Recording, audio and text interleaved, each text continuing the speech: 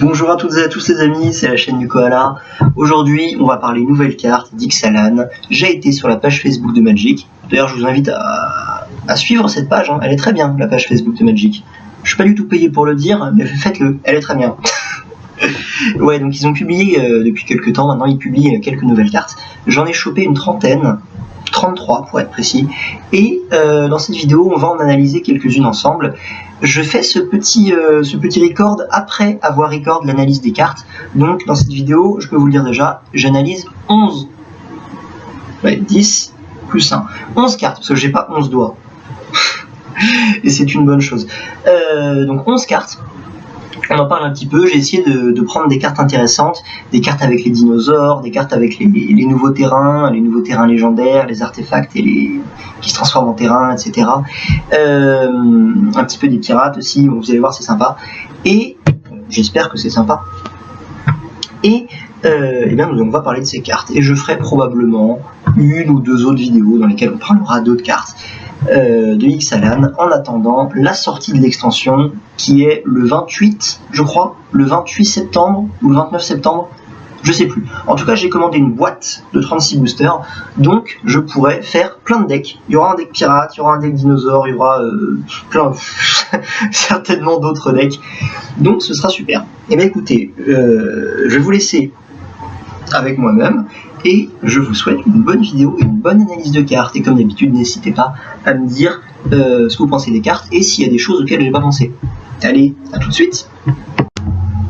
Donc on va commencer avec une double carte. Alors qu'est-ce que c'est que cette double carte? C'est, eh bien, vous savez, au début, eh bien, on joue la première carte pour un mana blanc, et ensuite vous jouez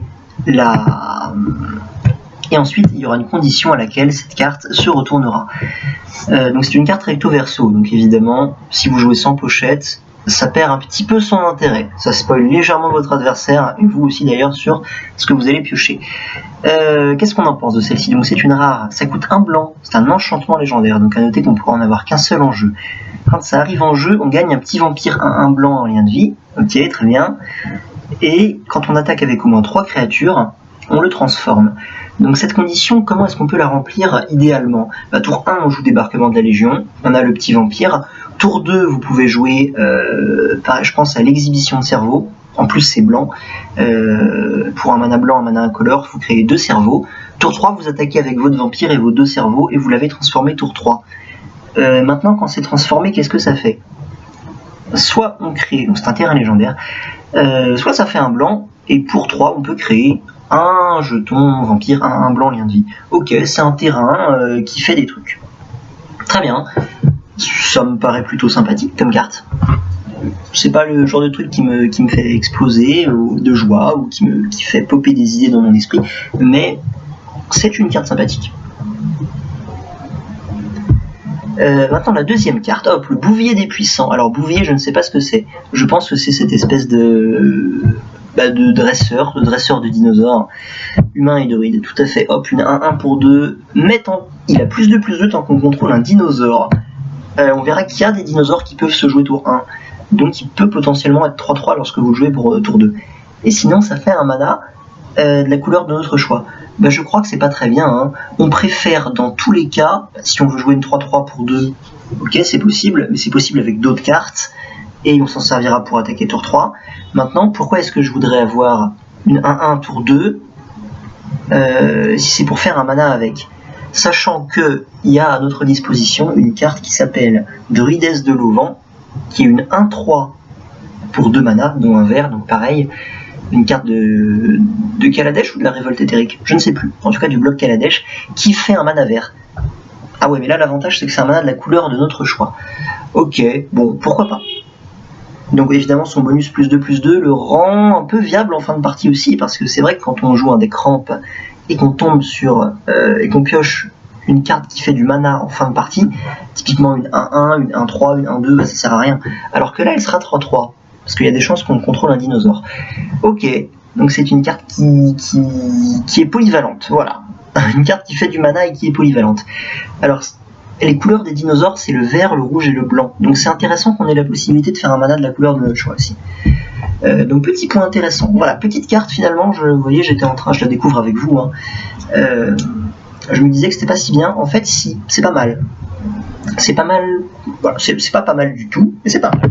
Je ferai certainement quelque chose avec. Ah voilà, celle-ci, je ferai quelque chose avec certainement. Une 2-2 pour 2, un rouge, un blanc. Ok, donc le mana est un petit peu contraignant, il faut avoir le rouge et le blanc. Tour 2 idéalement, mais c'est faisable. Elle a 2 effets, vol et menace. Donc, je sais pas si vous vous rendez compte, s'il y a quelques années, cette carte, elle aurait coûté 4 mana. Donc typiquement, une 2-2, ça coûte 2. Vous lui rajoutez un effet, elle coûte 3. Vous lui rajoutez un deuxième effet, elle coûte 4. Là, c'est comme si vous aviez les 2 effets gratuits, en fait. Vous ne payez pas le coût de mana des 2 effets. Donc super, franchement super carte, hein. C'est ultra fort ça, on est d'accord, c'est fumé. Moi je trouve ça fumé en tout cas. Est-ce qu'on a des éléments de comparaison? Qu'est-ce qu'un deck blanc-rouge voudrait jouer tour 2? Ou un deck avec du blanc ou avec du rouge? Ouais, les decks rouges tour 2, ils aiment bien jouer le Kenra Trembleterre qui est 2-1 célérité là. Ok, là vous avez un vol menace, bon. Et les decks blancs, qu'est-ce qu'ils font tour 2? Je sais pas, en fait. Je ne sais pas. En tout cas, ça c'est très fort. Je trouve ça très très fort. Je vous montrerai sûrement un deck avec. Le Chupacabra en maraude. Une créature noire pour 4, une 2-3, ce qui n'est pas très bien. Et à chaque fois qu'une créature qu'on contrôle explore... Ah oui, l'exploration. Je vais essayer de vous montrer une carte avec l'exploration, tiens, pour la prochaine. Comme ça, on va voir ce que c'est. À chaque fois qu'une créature explore, on peut mettre -2/-2 sur une créature adverse, donc potentiellement lui tuer quelque chose. Ouais. Alors à savoir qu'il y a une nouvelle capacité dans cette extension qui s'appelle Rage, qui s'active lorsqu'une de nos créatures subit des blessures.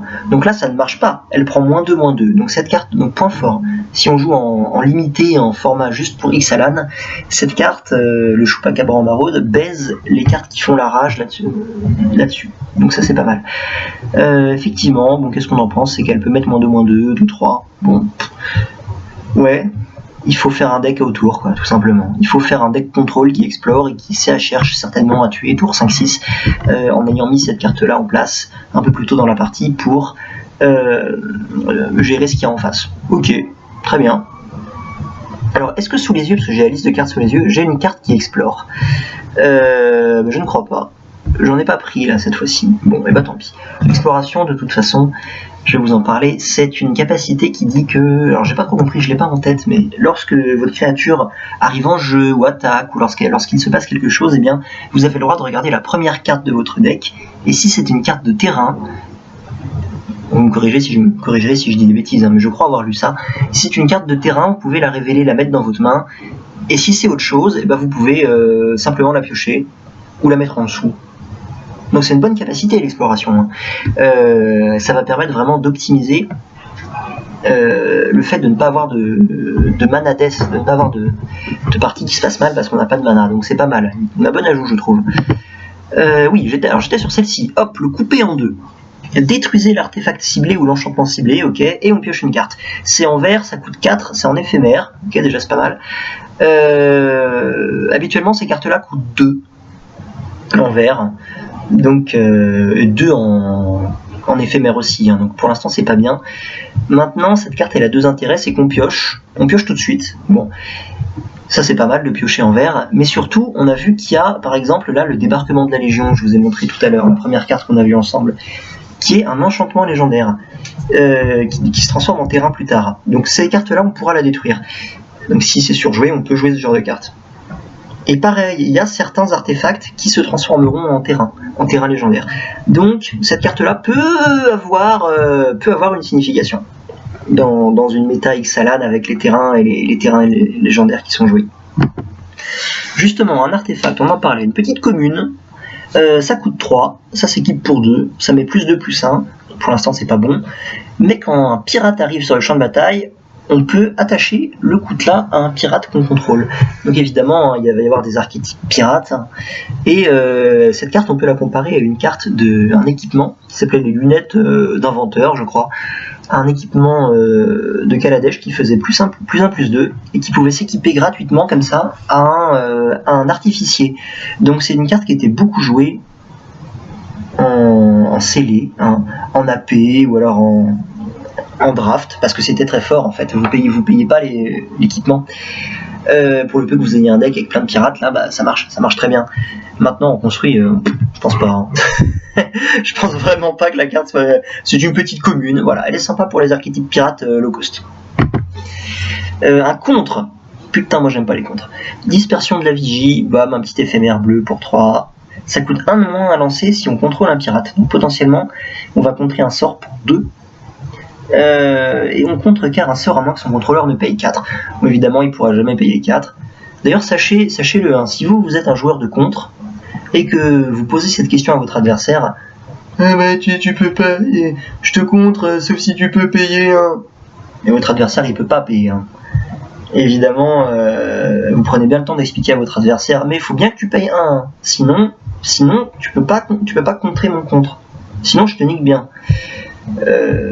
Évidemment, votre adversaire il répond bah, je peux pas payer un. Et vous lui dites eh bah t'es contré. Et bah, sachez-le, si vous faites partie de cette catégorie de gens, vous êtes un connard fini. Hop, un dinosaure, parfait, un dinosaure. On n'a pas vu de pirate encore, on a vu des dinosaures. Un dinosaure 5/5 pour 7 qui est beaucoup trop cher, qui donne +1/+1 à nos autres dinosaures. Ça c'est pas mal. Et on peut créer un jeton 3/3 vert avec le piétinement pour 6 mana. Waouh, c'est cher! Sachant que dans Ixalan, je ne vais pas vous la montrer aujourd'hui parce que je ne l'ai pas avec moi, mais il y a une carte, un enchantement bleu qui coûte 2, qui s'appelle Vent Favorable, qui est une réédition, hein. C'est une carte qui existait déjà, qui en passif donne +1/+1 à vos créatures avec le vol. Là, vous imaginez, on a +1/+1 à nos dinosaures pour 7. Alors que c'est la carte dont je viens de vous parler, elle le fait pour 2 mana. Pour moi, c'est pas bon, c'est nul ça. Hein. En plus, tour 7, il y a plein de gros dinosaures tour 7 qu'on voudra jouer à la place. Ça, c'est pas bien. Hein. Ça a l'air bien, mais c'est pas bien. Bon, en limité, ce sera fort. Je parle de limité parce que je suis un joueur de limité, moi. Mais limité, c'est le format draft, hein, vous savez. Mais ça, non, mais sinon, ce sera pas bien du tout. Énervement. Ah, très bien. Alors, énervement, une carte que j'ai vue, j'ai des choses à vous dire dessus. Pour un rouge, donc c'est pas mal. On connaît hein, des petits sorts pour un rouge qui sont joués. Typiquement, il y a Hâte, par exemple, qui a un sort pour un rouge. Vous filez la célérité à une créature et vous piochez une carte. Qui est une très bonne carte. Énervement, c'est pas mal aussi. Ça met une blessure à une créature qu'on contrôle et elle chope le piétinement jusqu'à la fin du tour. Et effectivement, on a toujours cette petite carte piochée pour un rouge. Donc au pire, bah, vous la jouez et vous piochez une carte. Hein. Et effectivement, pourquoi est-ce qu'elle existe cette carte? On pourrait se dire merde, c'est nul, je veux pas mettre une blessure à une créature que je contrôle. Eh bien, si vous avez envie de le faire avec cette nouvelle capacité qui est la rage, et justement, je vais passer tout de suite sur une carte qui a rage. Hop, il est où? Il est là. Paf, par exemple, celle-ci, Progéniture de Raptor. Bon, elle, c'est pas un exemple optimisé puisqu'elle a qu'un seul point de vie. Mais celle-ci, par exemple, mécanique de rage, hop, à chaque fois qu'il subit des blessures, on gagne un dinosaure 3/3 avec le piétinement. Vous voyez, c'est ça l'idée. Donc celle-ci, la petite progéniture de Raptor, là-bas je vais en parler en même temps. Idéalement, on la joue tour 2, on se la bute, ou alors on attaque avec. Mais pareil, je la trouve pas bien cette carte. Oh là là, j'aime pas beaucoup. Hein. Sauf si on a un moyen de la tuer. On va voir qu'il y a il existe des moyens de la tuer. Mais vous voyez, vous ne voulez pas avoir une 1-1 tour 2. Attendre de devoir le tour 3 pour pouvoir attaquer avec. Évidemment, votre adversaire il va pas la tuer. Attendre le tour 3 pour mettre un point de dégâts à votre adversaire, c'est pas bien. Ne le faites pas. Voilà, donc je reviens sur énervement. Hop. Qui est là. Et bah très bien. Voilà, énervement, bonne carte. On verra qu'il y a d'autres synergies. Voilà, Féroce donc déchaîné. Un autre dinosaure pour 3. Donc 3/3 pour 3. Menace. Les joueurs ne peuvent pas gagner de points de vie. Ça, c'est intéressant. C'est très intéressant. Et à chaque fois qu'une autre créature arrive sur le champ de bataille, le Féroce donc déchaîné inflige une blessure au contrôleur de cette créature. Ah! Bon, moi j'ai pas envie de perdre de points de vie, parce que si j'ai des dinosaures, typiquement, je vais avoir envie de poser des dinosaures, je vais avoir envie de jouer mes fameux jetons dinosaures, donc ça veut dire plus de créatures, ça veut dire plus de points de dégâts dans la gueule. Par contre, il y a un autre intérêt à cette créature, c'est qu'on peut éventuellement la mettre dans le deck actuel du format standard Ouais, standard, c'est ça. Le deck actuel du format standard, là, le mono rouge full aggro, là, qui se fait bien contrer par le soin, et ben on pourrait penser à ajouter cette carte dedans. Voilà, ça peut être viable. Et effectivement bloquer la mécanique de soin qui empêche les aggros de gagner leur match-up la plupart du temps. Encore une carte rouge décidément, et celle-ci je voulais vous en parler. L'équipage de canon à foudre. Hop, c'est un gobelin pirate, une 0,5 pour 3. Donc ça a l'air ultra défensif. On peut l'engager, il met une blessure à un adversaire, et à chaque fois qu'on joue un pirate, on dégage l'équipage de canon à foudre. Cette carte, on a un très bon élément de comparaison, c'est le Thermo-Alchimiste, une carte que vous connaissez certainement, c'est une carte de retour sur Innistrad. Une 0,3 pour 2. Effectivement, pareil, on peut l'engager pour mettre une blessure à notre adversaire, et à chaque fois qu'on joue un éphémère ou un rituel, on la dégage. Effectivement, celle-ci, elle était jouée, parce qu'elle était très forte. Maintenant, est-ce que c'est aussi fort avec des pirates?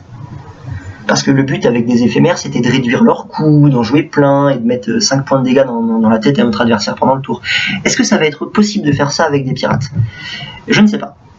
Je ne sais pas, on verra. En tout cas, voilà, on a un élément de comparaison avec cette carte. On peut penser qu'elle va être un peu en dessous, parce qu'elle arrive un tour plus tard déjà. Cela dit, elle a 5 points de vie au lieu de 3. Donc, elle est juste intuable en fait. Vous ne pouvez pas la tuer. Donc on verra ce que ça donne. Mais on pourrait imaginer des combos où on peut tuer avec. Hop, un pirate justement, en voilà un.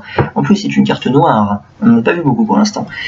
Une 1-2 pour 2 qui vole, ok. Et quand elle arrive sur le champ de bataille, on y exile une carte non-créature non-terrain.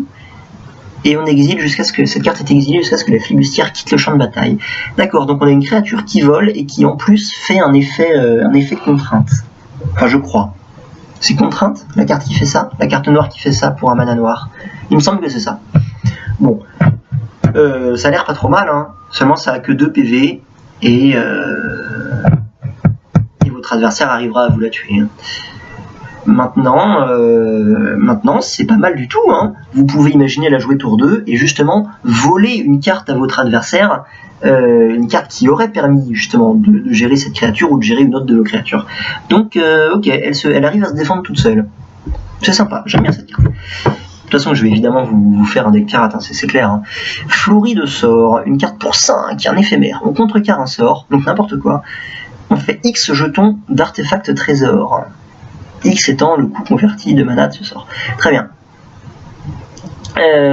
Donc l'idée, ça va être de contrer le plus gros sort possible, genre un gros dinosaure à 7 par exemple, et de gagner 7 artefacts trésors. Qu'est-ce qu'ils font ces trésors? Eh bien, on peut les sacrifier pour gagner un mana de notre choix pour ce tour-ci.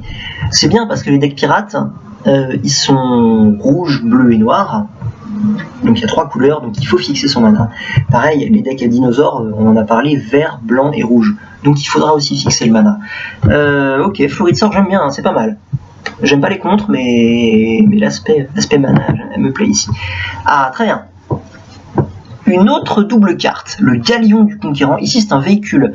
Donc, vous voyez, c'est un artefact. Hein. C'est donc ce que je vous disais tout à l'heure avec la carte verte qui peut tuer, qui va bien contrer les artefacts et les enchantements qui se transforment en terrain. Là, ça marche. On a affaire à un artefact. Un véhicule pour 4, il est 2-10. 2-10. C'est rigolo, ça. Quand il attaque, on l'exile, à la fin du combat, on le renvoie sous notre contrôle transformé. Typiquement, il a 10 points de vie, il ne mourra jamais. Hein. Et pilotage 4. Bon, pilotage 4, pilotage 3, ça se pilote facilement. 4, un petit peu plus compliqué. Il va falloir trouver des bêtes qui ont 4 points de vie pour les piloter. On trouvera, de toute façon. Hein. On sait qu'il y a quelques véhicules qui sont très forts, qui sont jolis. Et le terrain, c'est quoi? C'est les quartiers du conquérant. Un terrain, ça fait un mana incolore, ou alors pour 2, on peut piocher une carte et se défausser d'une carte. Pour 4, on peut piocher une carte. Pour 6, on peut renvoyer une carte de notre cimetière dans notre main. Donc ça fait plein de trucs. Ça fait plein de trucs. Il y a certainement des joueurs qui trouveront des choses à faire avec. Ce n'est pas mon cas. Je ne suis pas assez intelligent pour comprendre quoi faire avec cette carte. Maintenant, c'est rigolo. Hein. Et il y a même peut-être un monde dans lequel on trouve une combo où notre galion, il attaque. et on échange sa vie et sa force au moment où il attaque, et comme ça il met 10 points à notre adversaire tour 4 ou tour 5. Ça peut être marrant. Ok. Un autre enchantement légendaire de nouveau, celui-ci c'est le vert, et celui-ci j'ai vu parce que j'ai chopé les cartes sur la page Facebook de Magic, et j'ai vu des gens qui en parlaient, qui trouvaient que c'était fumé. Donc quand il arrive en jeu, ça coûte 3, hein. On regarde les 4 cartes de notre bibliothèque, on peut révéler une créature parmi elles et la mettre dans notre main, on met le reste en dessous. Très bien. Potentiellement on ramène une bête pour le tour 4, pour le tour suivant, donc c'est pas mal. Au début de notre étape de fin, si on contrôle au moins 4 créatures, on transforme les rites de croissance dites Limok. Ok, 4 créatures, bon on a vu, hein, 4 créatures c'est carrément faisable. Hein. Avec tous les petits tokens, les tokens que vous voulez d'ailleurs, ça marche très bien, il y a beaucoup de moyens de flouder un board. Et une fois qu'il est transformé, ça fait un vert, ou alors ça fait un vert pour chaque créature qu'on contrôle, et ça c'est très fort. Et c'est tout. Voilà, j'étais en train de continuer de lire, mais le reste de la carte, c'est le texte d'ambiance. Ouais, le fait de faire un mana vert pour chaque créature qu'on contrôle, sachant qu'on en avait 4 dans notre étape de fin, si elles sont toujours là le tour d'après, on aura minimum 4 mana. La carte fera 4 mana avec une seule carte de mana. Donc ça, effectivement, c'est fort. Et on peut même penser déjà... Par exemple, avec l'effet, lorsque les rites de croissance arrivent en jeu, prendre une créature tour 7 ou 8, et déjà avoir de 4 créatures en jeu, hop, fin du tour, elle se transforme, et le tour d'après, on a notre berceau du soleil, qui fait 4 ou 5 mana, qui nous permet directement de jouer une carte à 8 mana ou 7 mana, tour 4. Ça peut être intéressant. Très bien. Le maître chasseur d'Otepec, une petite 1-2 pour 2, c'est une carte rouge et nos dinosaures coûtent 1 de moins à lancer. Ça c'est fort, parce que le dinosaure ça coûte cher. Et on peut donner la célérité à un dinosaure jusqu'à la fin du tour. Ok, donc on peut la comparer à vous savez, cette carte, le petit tour 1, là, l'incitateur à la soif de sang. Le petit tour 1 rouge pour un rouge 1-1 d'Amonkhet, vous l'engagez, vous donnez la célérité à une créature. Et ça c'est vachement fort. Et lui il fait ça plus un autre effet. Donc c'est super bien. C'est super bien. Je trouve que c'est très bien. Cette carte là je la jouerai dans mon dinosaure, hein, pour sûr. Ok, et alors, je vais essayer de vous montrer une dernière carte. Pour info, j'ai pris 33 cartes sur le. Je suis tombé sur un post, hein, sur la page Magic il y a 2 jours. Et donc j'ai enregistré 33 cartes. Mais comme ça fait déjà 21 minutes et je vous en ai présenté seulement 10, allez, je vais en prendre une dernière, au hasard, une bien. Allez, celle-ci, paf, voilà. Un autre terrain légendaire. Ah, c'est pas un terrain légendaire, c'est juste un terrain celui-là. Ok. Donc encore une fois, un artefact, cette fois-ci c'est un équipement qui pourra se transformer. C'est la dague de radiesthésie. Pour 2 mana, hop, quand elle arrive en jeu, on a 2 plantes 0-2 avec le défenseur. Donc on est sur une mécanique un plan de jeu défensif apparemment. La créature équipée gagne plus de plus 1, ça s'équipe pour 2, très bien. Et à chaque fois que la créature équipée inflige des blessures de combat à un joueur, on peut la transformer. Donc ça peut arriver très vite, ça. Ça peut arriver tour 3, voilà. C'est évidemment tour 2 vous jouez la dague, tour 3 vous l'équipez à une créature qui vole, par exemple la flibustière qu'on a vu plus tôt là, et donc on la transforme. Et qu'est-ce que ça fait? On ajoute 3 mana d'une seule couleur à notre réserve. Ok, donc c'est peut-être pour des decks monocolores, ça plutôt, monocolore ou bicolore. Parce que je vois mal utiliser ce terrain-là dans un deck qui a plus de 2 couleurs. Même à 2 couleurs, c'est compliqué. Pour autant, ça fait 3 mana, donc tour 3, idéalement tour 3, on a un terrain qui fait 3 mana. C'est pas mal, je pense que ce genre de carte peut être joli. Ok, et bien écoutez, je vous ai présenté 11 cartes d'Ixalan pour cette petite vidéo de ce dimanche 17 septembre. Le mec qui ne connaît pas, c'est moi. Effectivement, on est en septembre. Et Ixalan sort le 28 ou le 29, donc dans 10 jours.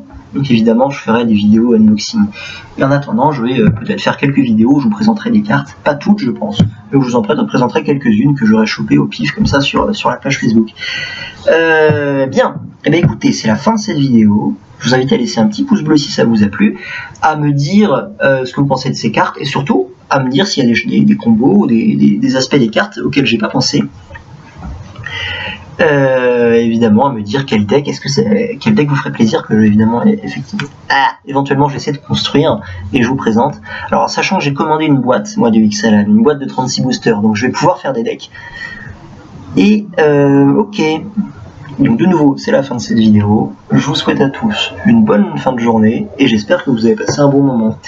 Allez, à la prochaine les amis, salut.